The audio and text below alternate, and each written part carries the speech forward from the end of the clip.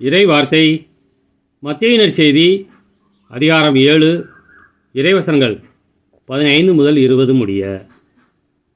காலத்தில் இயேசு தம் சீடரை நோக்கி கூறியது: போலி இறைவாக்கினரை குறித்து எச்சரிக்கையாய் இருங்கள்.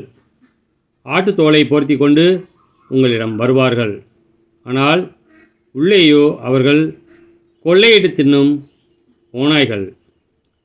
அவர்களின் செயல்களை கொண்டே அவர்கள் யார் என்று அறிந்து கொள்வீர்கள். முட்செடிகளில் திராட்சை பழங்களையோ முட்பூண்டுகளில் அத்திப்பழங்களையோ பறிக்க முடியுமா?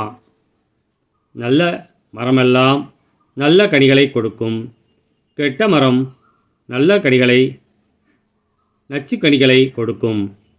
நல்ல மரம் நச்சுக்கனிகளை கொடுக்க இயலாது.